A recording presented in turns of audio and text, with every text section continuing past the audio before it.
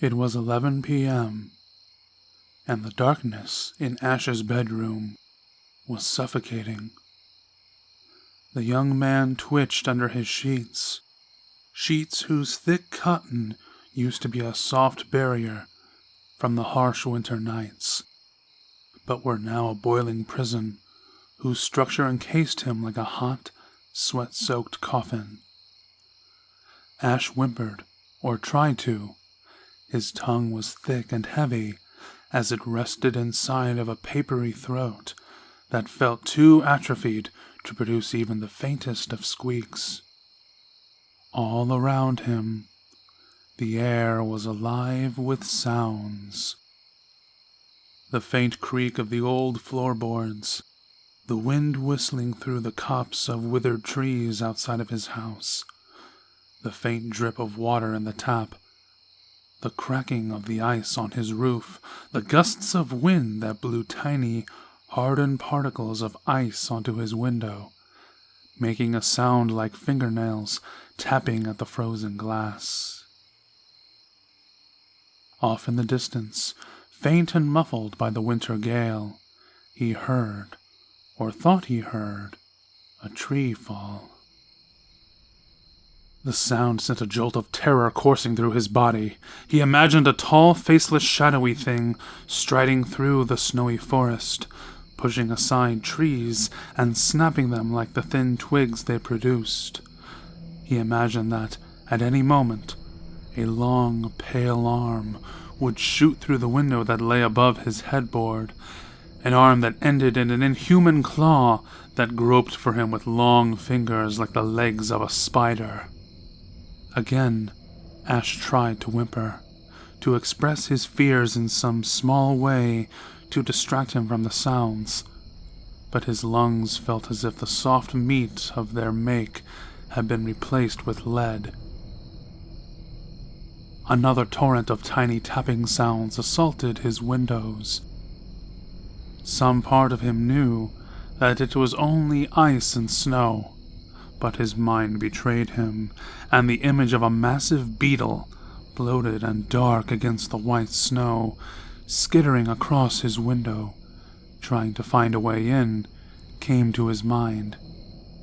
Ash felt the floodgates of his imagination, well fed by movies and books, begin to buckle as thoughts and images that he knew would keep him up throughout the night began to press against what little willpower remained in his exhausted mind. Please don't. Not tonight.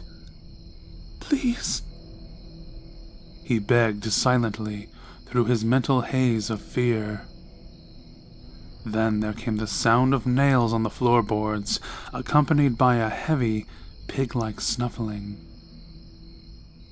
That wall broke, and his imagination began to weave tapestries of horror inside his mind.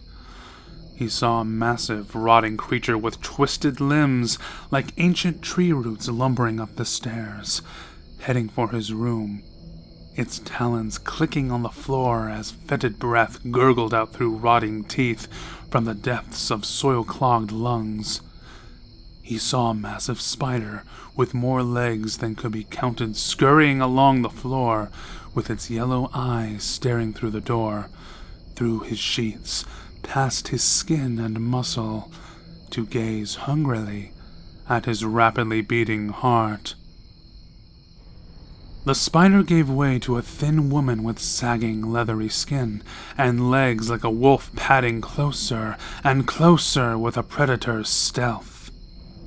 From the woman came a small, skinless thing that could have been an infant, save for its many eyes. The door opened. Ash's lungs let out a single, solitary moan that exited through his lips as a reedy whimper. A heavy body sprang onto the bed, its weight crushing his legs before it began to move upwards. A second later, he felt its hot breath on his cold skin. Ash looked into the darkness and saw two large, brown eyes staring inquisitively back at him. It was his golden retriever, Max. Ash felt the terror rush out from his chest on the current of a relieved sigh. He reached out with arms that were finally, wonderfully mobile and embraced the dog, feeling its warm fur and heavy breaths through its sturdy barrel. Max burrowed his soft head into his master's chest and whined softly. Ash stroked the dog's head and let his relieved tears flow, vowing to go to his psychiatrist as soon as he could the following day, in order to procure whatever medication he could.